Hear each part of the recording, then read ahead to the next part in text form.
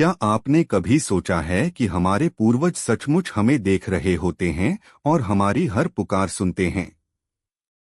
धन, वैभव और सफलता की चमक में अगर हम उन्हें भूल जाएं तो क्या होता है? यह कहानी आपको झकझोर कर रख देगी। यह अद्भुत कथा बताती है कि पितरों का अदृश्य आशीर्वाद कैसे जीवन को संवार देता है और उनका क्रोध कैसे रूह तक को हिला सकता है। श्रद्धा से किया गया स्मरण सुख और समृद्धि लाता है, लेकिन उपेक्षा करने पर संकेत, चेतावनी और कठिनाइयां भी सामने आती हैं। यह अनुभव आपको यह सोचने पर मजबूर कर देगा कि पितरों की शक्ति कितनी गहरी और सच्ची है। भगवान श्री कृष्ण ने बताया कि पितृपक्ष के दौरान ऐसे 3 विशेष समय होते हैं जब हमारे पितर अपने वंशजों के घर पधारते हैं। एक बार भगवान विष्णु के प्रिय वाहन और अनन्य भक्त गरुड़ जी के मन में यह शंका उत्पन्न हुई। वे अपने प्रश्न का समाधान पाने के लिए द्वारका पहुंचे।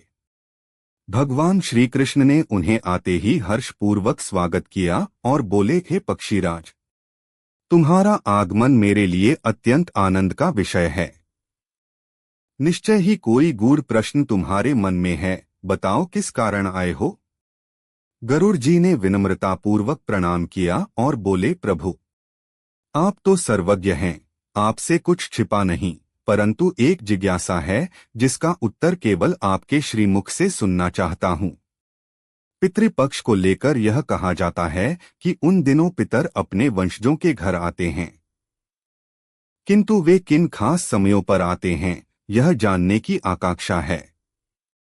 श्री कृष्ण मंद मुस्कान के साथ बोले, हे गरुड़, तुम्हारा प्रश्न अत्यंत कल्याणकारी है। जो इस रहस्य को समझ लेगा उसका जीवन और कुल दोनों ही पावन हो जाएंगे। पितृपक्ष का महत्व इतना सूक्ष्म है कि देवगण भी इसे आदर देते हैं।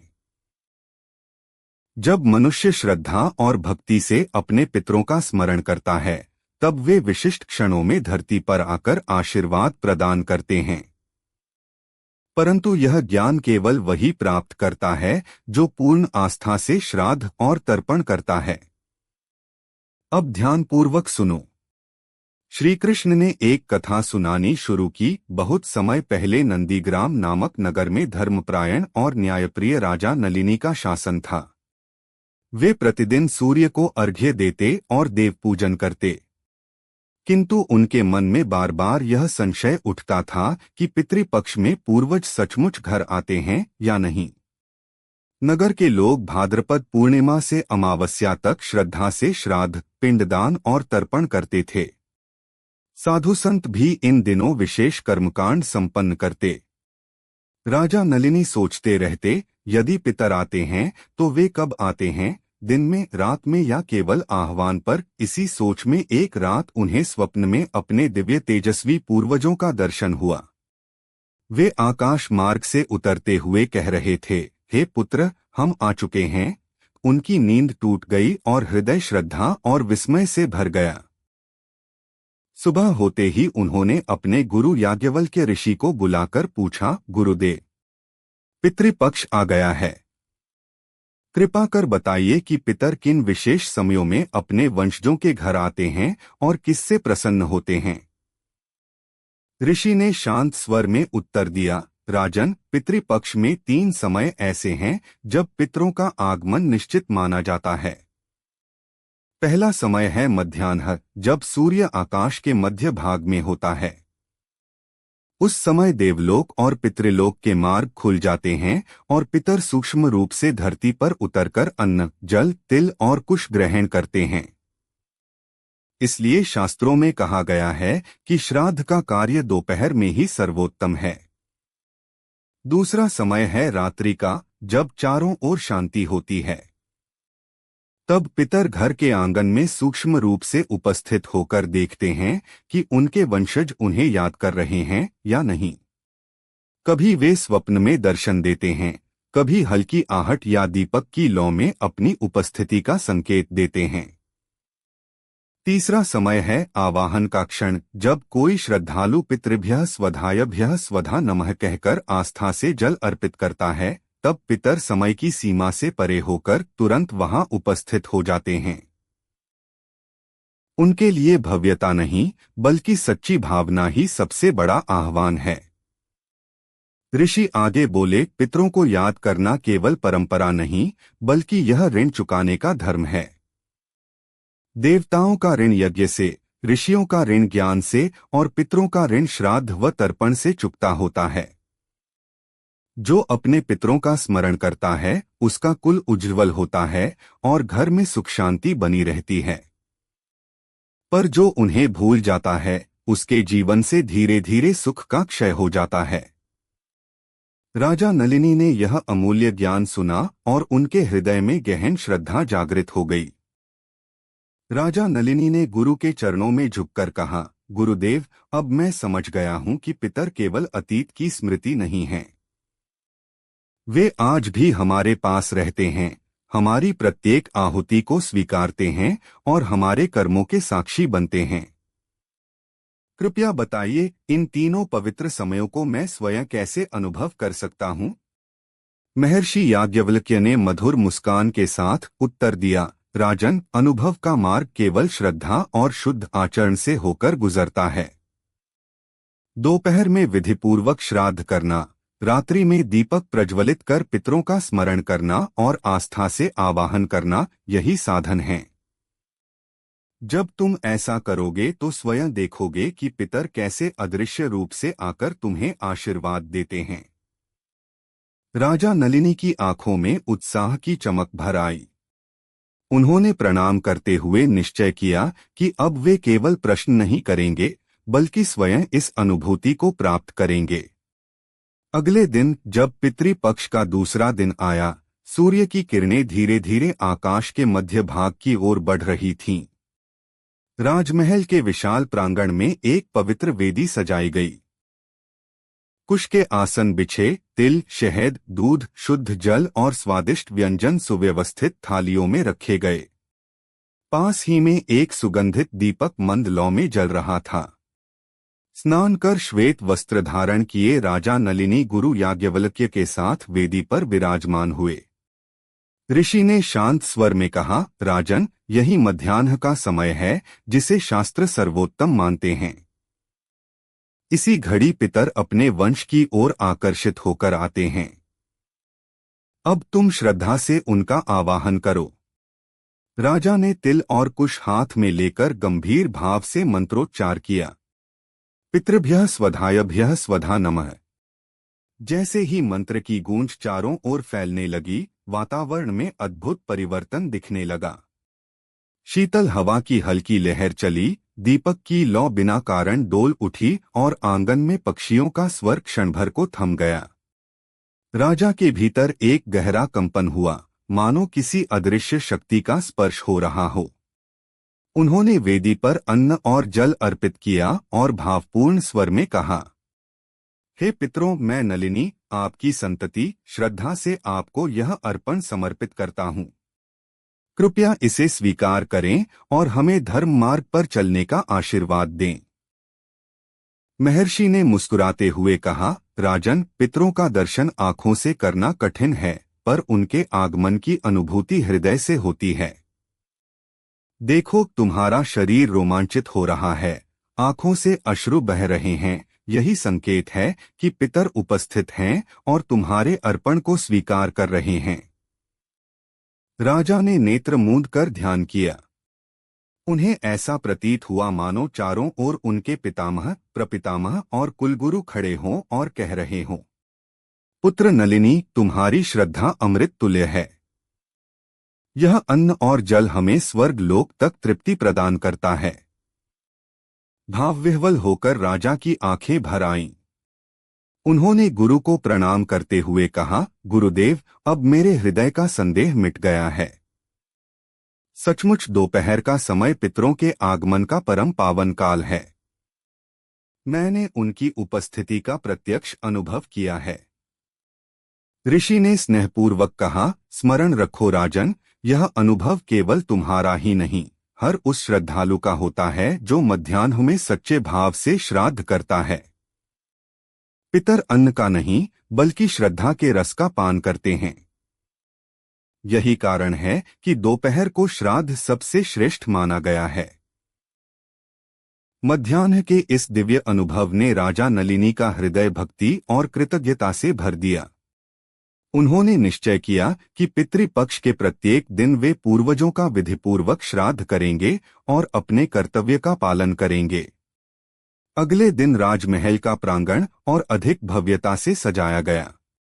स्वर्ण कलशों में गंगाजल भरा गया, भूमि पर कुश की रेखाएं खींची गईं। पवित्र वेदी पर फल, पकवान, घी, शहद, दूध और अन्न से युक्त थाल सजाए गए। महर्षि याज्ञवल्क्य ने राज परिवार को साथ बिठाकर कहा, आज तुम अपने कुल के पितरों का श्राद्ध करोगे। यह केवल कर्मकांड नहीं, आत्मा का संवाद है। ध्यान रहे, हर दाना श्रद्धा से अर्पित होना चाहिए। स्नान कर श्वेत वस्त्र धारण किए राजा ने मंत्रोच्चार के साथ जल और तिल अर्पित किए। तभी महल में पुनः वही अलौकिक शांति छा गई। दीपक की लौ धीमे धीमे लहराने लगी, हवा में मधुर सुगंध फैल गई। राजा का हृदय भाव से भर उठा।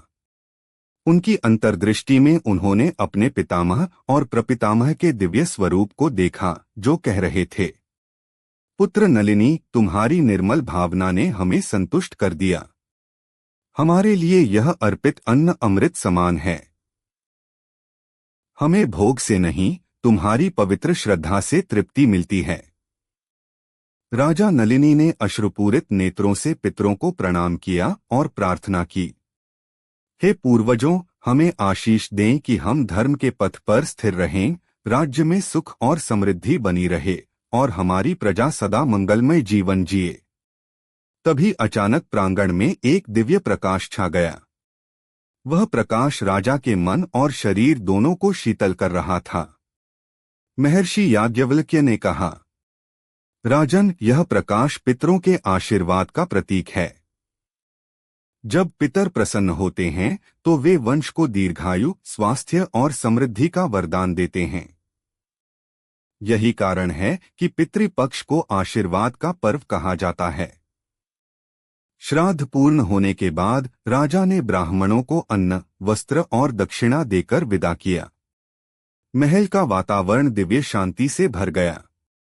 अब राजा नलिनी ने मध्याह्नकालीन श्राद्ध का प्रत्यक्ष अनुभव कर लिया था।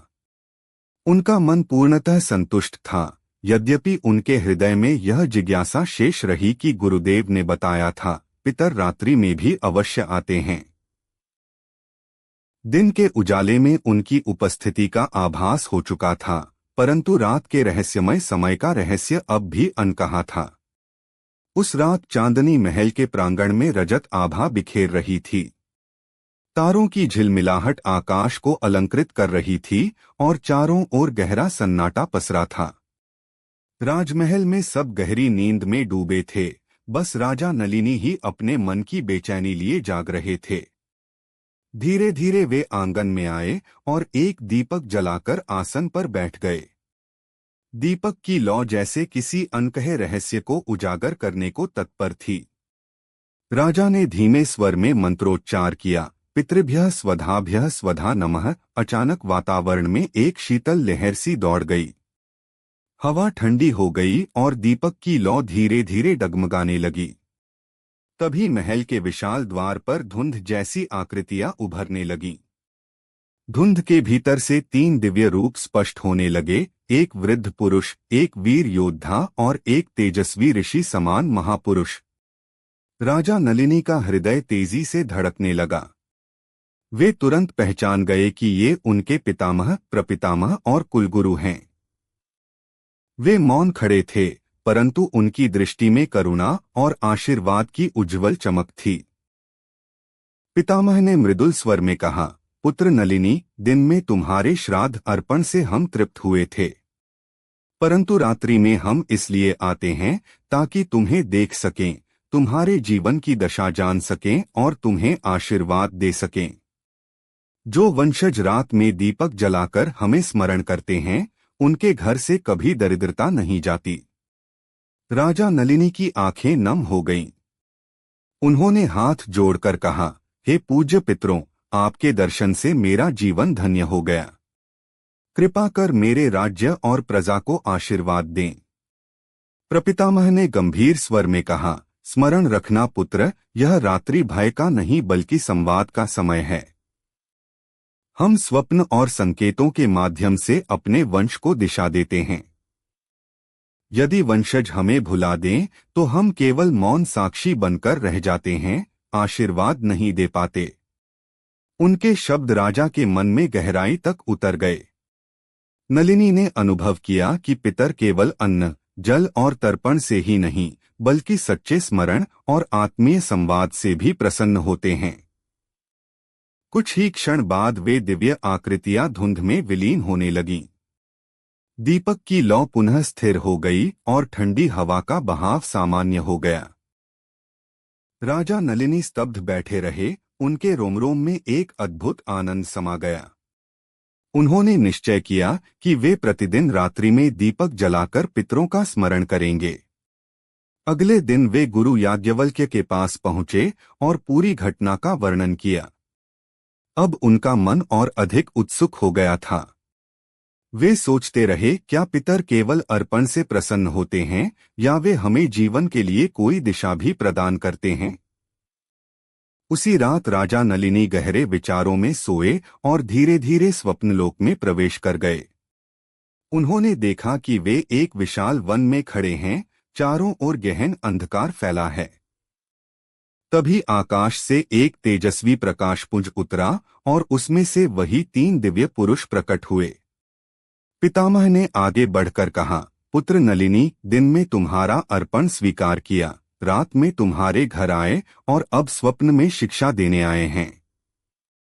स्मरण रखो, अन्नजल हमें तृप्त करते हैं परंतु हमें सबसे अधिक संतोष। कुलगुरु ने गंभीरता से कहा, राजन, तुम्हारा वंश तभी दीर्घकाल तक समृद्ध रहेगा जब तुम 3 नियमों का पालन करोगे। पहला सत्य का आचरण, दूसरा धर्म की रक्षा और तीसरा प्रजा के कल्याण में कार्य। यही वे आहुति हैं जो हमें स्वर्गलोक में बल प्रदान करती हैं। फिर राजा ने देखा कि आकाश में एक स्वर्णिम पुल प्रकट हुआ जो पृथ्वी से स्वर्गलोक तक फैला था। उस पुल पर अनेक आत्माएं चल रही थीं, कुछ आनंदित और कुछ दुखी। पितामह ने समझाया, जो वंशज श्रद्धा और भक्ति से श्राद्ध करते हैं उनके पितर इस पुल को सरलता से पार कर स्वर्गलोक में उच्च स्थान प्राप्त करते हैं, किंतु जिनके वंशज उन्हें भुला देते हैं वे आत्माएं इसी मार्ग में भटकती रहती हैं। यह दृश्य देखकर राजा नलिनी का हृदय कांप उठा। उन्होंने हाथ जोड़कर कहा, हे पूज्य पितरों, मैं वचन देता हूं कि जीवन पर्यंत न केवल श्राद्ध करूंगा बल्कि धर्मपथ पर भी चलूंगा और अपनी प्रजा को भी इस रहस्य से अवगत कराऊंगा। जैसे ही उन्होंने यह संकल्प लिया, वह प्रकाशपुंज और दिव्य आकृतियां धीरे धीरे विलीन होने लगीं। राजा की नींद टूटी तो उनका शरीर पसीने से भीगा था, परंतु मन में अद्भुत शांति थी। सुबह होते ही उन्होंने गुरु याज्ञवल्क्य को स्वप्न का संपूर्ण वर्णन किया। गुरु ने मुस्कुराकर कहा, राजन, यह मात्र स्वप्न नहीं बल्कि पितरों का संकेत है। वे यह स्मरण कराना चाहते हैं कि श्राद्ध केवल कर्मकांड नहीं बल्कि धर्म पालन का प्रतीक है। तभी एक गंभीर किंतु मधुर ध्वनि गूंज उठी, पुत्र नलिनी, हम तुम्हारे आह्वान से ही यहाँ उपस्थित हुए हैं। श्राद्ध का रहस्य यही है कि जब संतान श्रद्धा से पुकारती है हम तुरंत सूक्ष्म रूप में उसके समीप आ जाते हैं। यह सुनते ही राजा नलिनी की आंखों से आंसू बह निकले। उन्होंने हाथ जोड़कर पूछा, तो क्या हर गृहस्थ जब तर्पण करता है तब आप वास्तव में पधारते हैं? उस अदृश्य स्वर ने उत्तर दिया, हाँ पुत्र, अर्पण छोटा हो या भव्य, हमारी दृष्टि केवल श्रद्धा पर होती है। तिल, कुश और शुद्ध जल की एक छोटी सी आहुति भी यदि निर्मल हृदय से दी जाए तो हमारे लिए अमृत तुल्य होती है।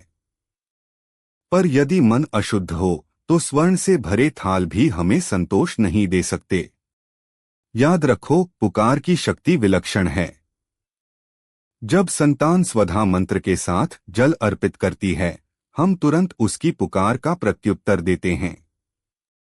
यदि कोई वंशज भूलवश भी हमें याद न करे तो हम प्रतीक्षा करते हैं, शायद अगली पीढ़ी स्मरण कर ले। यही कारण है कि श्राद्ध केवल कर्मकांड नहीं बल्कि पीढ़ियों को जोड़ने वाली एक दिव्य डोर है। राजा नलिनी ने इस अद्भुत रहस्य को छुपाया नहीं। अगले ही दिन उन्होंने सभा बुलाकर प्रजाजनों को बताया, हे नागरिकों, जब भी आप अपने पितरों का आह्वान करें, यह मत सोचिए कि वे स्वर्ग लोक से आने में विलंब करेंगे। वे आपके बुलावे पर क्षण भर में सूक्ष्म रूप से उपस्थित हो जाते हैं। तर्पण का जल चाहे कितना ही अल्प हो, पितरों के लिए वही अमृत के समान है। लोग यह सुनकर चकित रह गए। कई गृहस्थों ने उसी दिन से नियमित रूप से तर्पण और पितरों का स्मरण करना आरंभ कर दिया।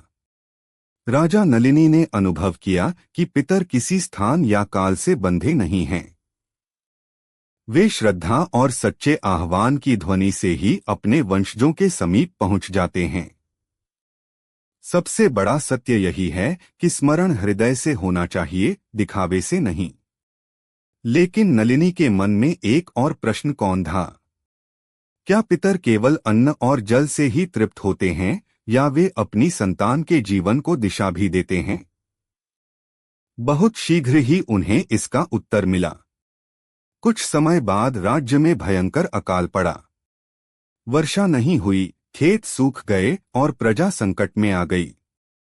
दिन रात चिंतित राजा नलिनी मन ही मन उपाय खोजते रहते। एक रात वे गहरे विचारों में डूबे थे कि अचानक कक्ष में हल्की प्रकाश किरणें फैल गईं और वातावरण में मधुर सुगंध भर गई। राजा ने स्पष्ट सुना, पुत्र नलिनी, घबराओ मत, हम तुम्हारे पितर हैं।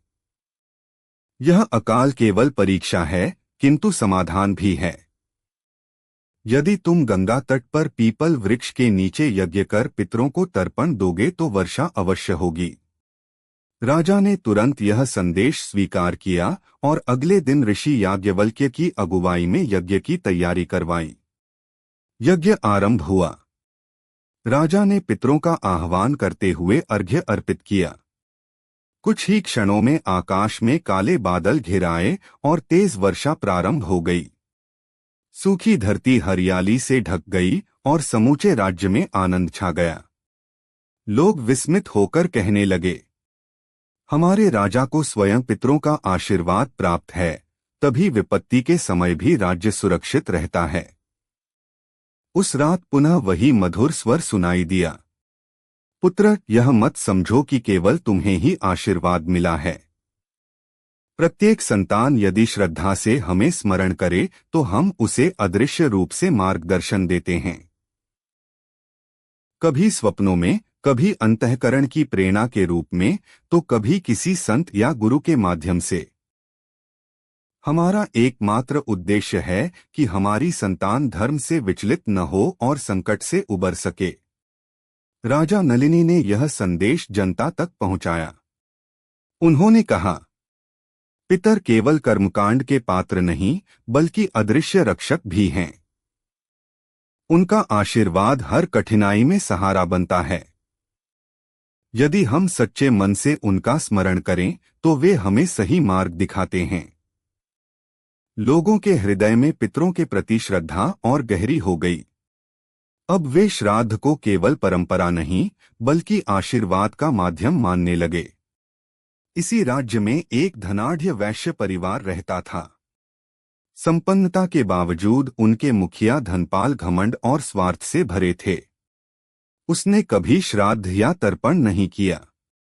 वह अक्सर कहता, मरने के बाद कोई लौटकर नहीं आता, ये सब व्यर्थ के कर्म हैं। लेकिन समय ने जल्द ही उसे यह समझा दिया कि अदृश्य जगत की सच्चाई को नकारना इतना सरल। धनपाल धन और वैभव में इतना डूबा था कि पूर्वजों को स्मरण करने का समय ही नहीं निकालता था। उसकी पत्नी कई बार समझाती पर वह हंसकर बात टाल देता। धीरे धीरे अजीब घटनाएं होने लगीं। घर के दीपक अपने आप बुझ जाते, अनाज के भंडार में कीड़े लग जाते और रात को कहीं दूर से रोने जैसी आवाज सुनाई देती। धनपाल ने इन बातों को संयोग मानकर नजरअंदाज कर दिया। एक दिन उसका बड़ा बेटा अचानक बीमार पड़ गया। वैद्य ने औषधि दी पर कोई असर न हुआ। उसी रात धनपाल ने स्वप्न देखा। उसके पितामह और परदादा खड़े थे। उनकी आंखों में आंसू थे और क्रोध मिश्रित आवाज में बोले, मूर्ख पुत्र, हमने तुझे धन और सुख दिया, पर तूने हमें भुला दिया।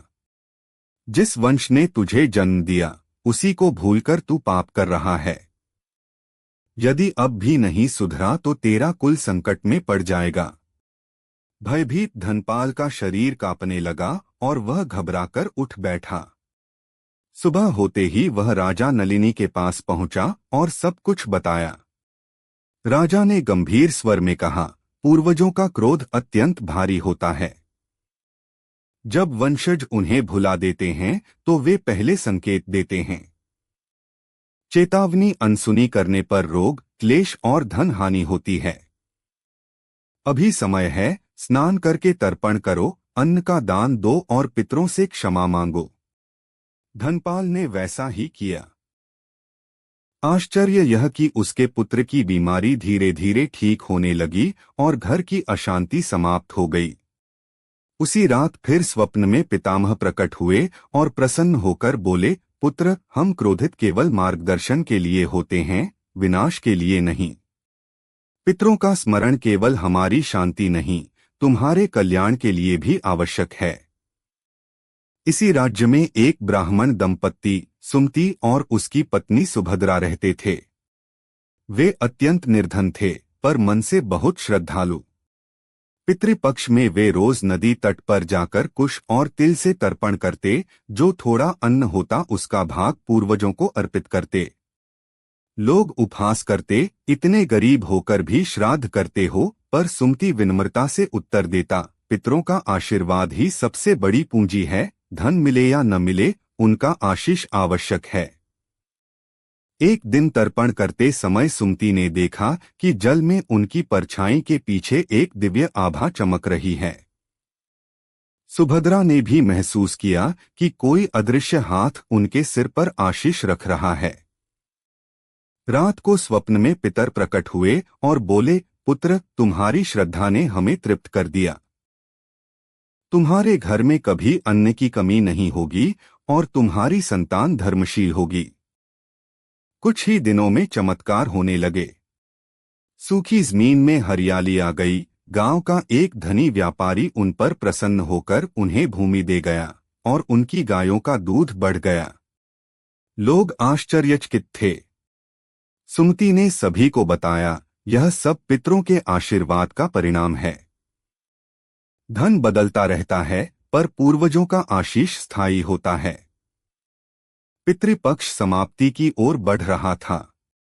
राजा नलिनी ने अमावस्या को विशेष श्राद्ध का आयोजन किया। गंगा तट पर कुशासन बिछाए गए, दीपक प्रज्वलित हुए और सैकड़ों ब्राह्मण आमंत्रित किए गए। राजा ने हाथ जोड़कर प्रार्थना की, हे पितृदेव, आपने हमारे घर आकर हमें शिक्षा और आशीर्वाद दिया। अब जब आप अपने लोक लौटने वाले हैं, हमें अंतिम संदेश दें। मंत्रोच्चार के बाद वातावरण दिव्य हो उठा। आकाश में मधुर वाणी गूंजी, पुत्रों, तुम्हारी श्रद्धा से हम तृप्त हैं। अब हम अपने लोक लौटते हैं, पर वचन देते हैं कि जो हमारे वंशज धर्मपथ पर चलेंगे, हम अदृश्य रूप से उनकी रक्षा करेंगे। स्मरण केवल पितृपक्ष में ही नहीं, दीपावली, संक्रांति और ब्रह्म मुहूर्त में भी करो। हमें श्रद्धा से पुकारोगे तो हम तत्काल पहुंचेंगे। पितृभक्ति का फल इस लोक के साथ परलोक में भी मिलता है। धीरे धीरे वह दिव्य प्रकाश आकाश की ओर उठने लगा। राजा और प्रजा की आंखों में आंसू थे, पर मन में गहरा संतोष था। जाते जाते पितरों की वाणी फिर सुनाई दी, अगले पितृपक्ष में फिर मिलेंगे। धर्म मार्ग पर चलना और हमें अपने जीवन से कभी अलग मत समझना। उस दिन के बाद राजा नलिनी ने नई परंपरा स्थापित की। आदेश दिया कि पितृपक्ष की समाप्ति पर हर परिवार दीपदान करे। वह दीप इस बात का प्रतीक होगा कि पितर लौट गए हैं, पर उनका प्रकाश सदा हमारे जीवन में बना रहेगा। आपको यह कथा कैसी लगी? कमेंट में बताएं, वीडियो को लाइक और शेयर करें और चैनल को सब्सक्राइब करना न भूलें।